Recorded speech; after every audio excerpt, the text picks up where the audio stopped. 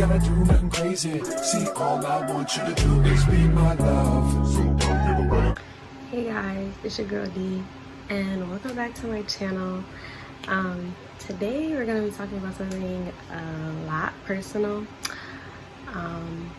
But the purpose of this video is to just help people that have been in the situation or are currently in the situation know that you're not alone, and to let you know that like it happens and you can get out of the situation and it's not gonna be the end of you. Okay, so let's get right into it. Alright guys, so for this video we're gonna be talking about the time I dated a narcissist. Okay, this happened about 2 years ago. That's when I met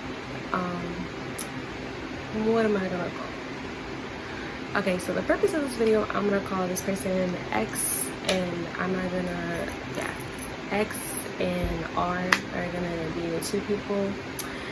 And yeah, so if they see this video, which I truly doubt because X never supported me in any of my endeavors ever, but you know, that'll be something. It'll be like the first time ever that I got support or whatever, which is ironic because like I'm not even gonna get, we're gonna get into that in another part of this video. But anyways, I think I should just start off with how I met X. Hold on, you guys. Okay, my tripod was lagging, but me and X met in the dining hall. Through one of my friends, and we pretty much, like, it wasn't like a really great meeting because we didn't really talk.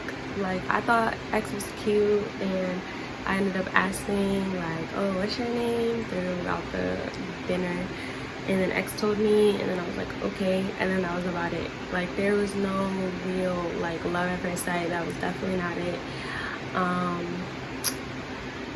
And X told me all the time that like they only spoke to me because they were high, and I was like, okay. They were like, yeah, I would have never done that if I was sober. And I don't know how I was supposed to feel about that, but I guess but the first day me and X met, we hit it off pretty well. We had our first kiss the first night that we met. And it was pretty much like, you know, smooth sailing in the very beginning, like the first like 2 weeks, and then like week 3 everything just went pretty much downhill because X just kind of got weird as far as like we would be out and we would be like holding hands or whatever, and then X would like rip their hand out of my hand, like, I don't know why you're always trying to hold my hand, like, why are you always trying to get a kiss, like, you're not my girlfriend, da da da. And this is because X asked me out various times before we had made it official. In November, I kept saying no because I didn't want to rush into a relationship with someone that I didn't know.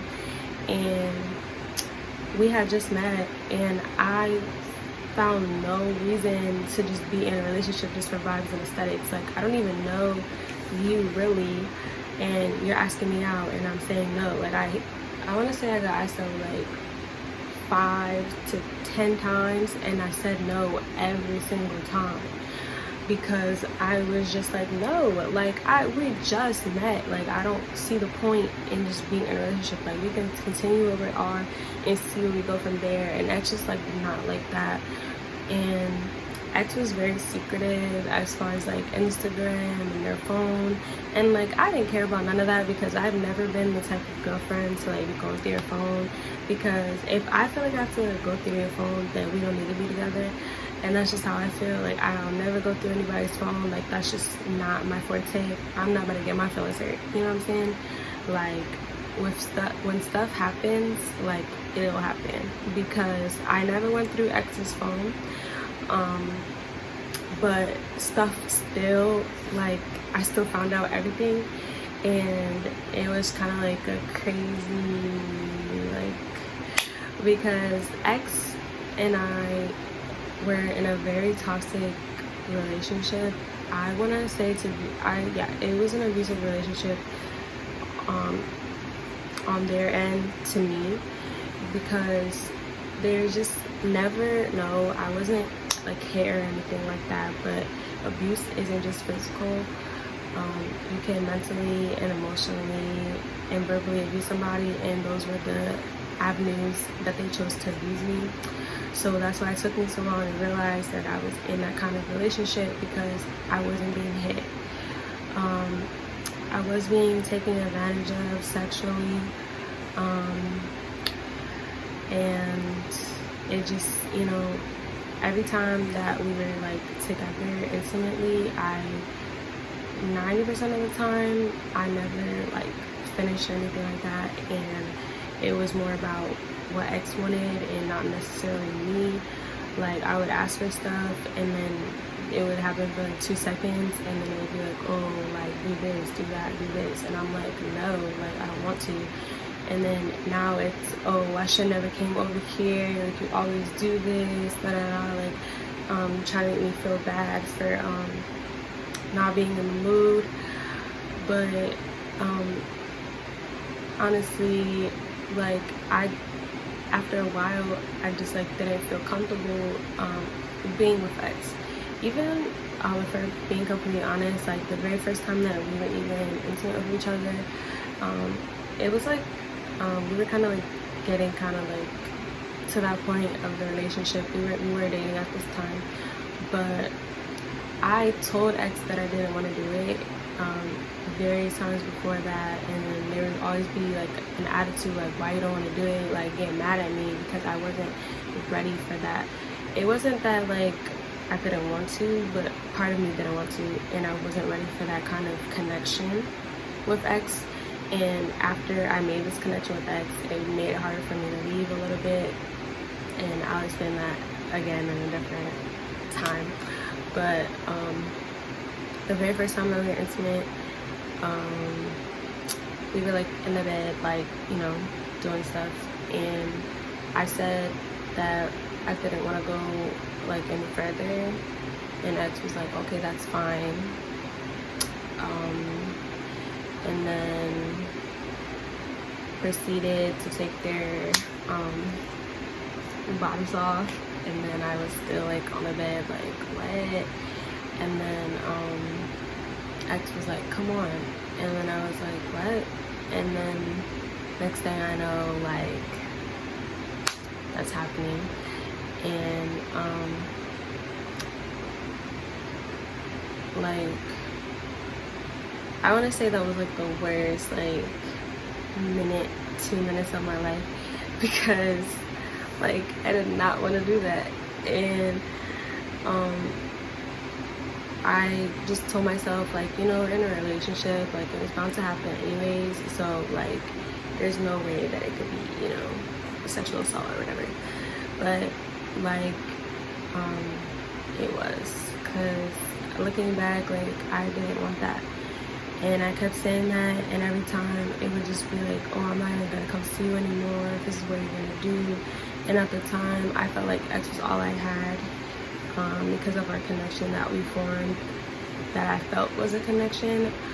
But I was like, never wanted to lose that connection that I had with X. So I was kind of like, I felt like I had to please X in a way, and I didn't want to lose the person that I spent all this time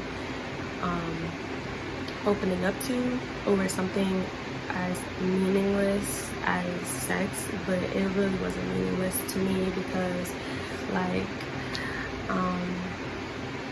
I don't want to say I'm scarred from like anything, but it definitely did make me feel like I was just cheats to X, because a lot of the times it was never really, I would be called selfish for like asking for certain things. But yeah, X used to like talk to girls on campus right in front of me, and I didn't really care because it's like I was a transfer student anyway, so it wasn't like I was like, oh, like who's that, da da da. Because like I said, I am not a jealous type of girlfriend. Like, if you have female friends, you have female friends. I don't care about none of that, because at the end of the day, what's done in the dark comes to the light, and that's how I feel about everything. And that's how X got caught up, because at one point in a relationship, X signed in to my Instagram, on their Instagram, and because their phone wasn't working or whatever, and was like answering DMs or what have you. And at one point, X like accidentally like saved the password into my phone and was like, that's fine, I'll change my password anyways, like I don't care if you read my DM. It was like, I don't care if you try to go through my Instagram, because I delete my DMs anyways. And I was like, okay. So, you know, I was like, all right, whatever. That I wasn't about to argue about that, because we argued so much. Like, it was such a draining thing, and I hate arguing. And I just argued all the time about the same stuff, and it was just like gaslit. I'm telling you how I feel, and you're gaslighting me. I'm telling you that you're doing this, you don't care. It just felt like there was no end in sight, and I just felt like there was no real way for me to get out of it, honestly. But when the Instagram first got okay, so when the Instagram thing happened, all of their DMs started coming to my phone, and it was like a plethora of females that seemed to all feel like they were in a relationship with X. But I just pretended I didn't see them.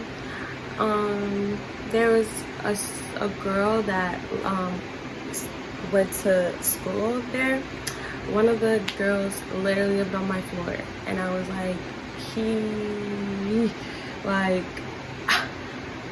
they cannot be serious. Like, they cannot be serious.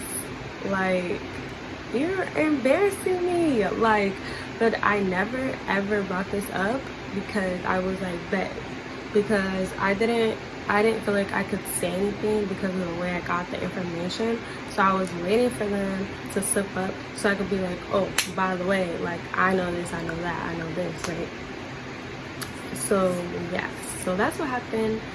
And me and X's relationship is pretty much like it was just garbage. There was on various occasions when my friends used to just be like, D, like, you need to leave, you gotta go, like, you might as well just leave, like, I don't like the way X talks to you, I don't like this, I don't like that. There was various times where X would get caught walking on campus, like, hugged up with another girl, and then it would get back to me, and then I'll bring it up, and it's like, oh, you got people spying on you now, like, that's what you do, like, you're mad weird, you got people that are not. And I'm like, how does this become my fault? Like, you're being the unfaithful whore, and I'm the bad guy? Like, what are you talking about, bro? And there was a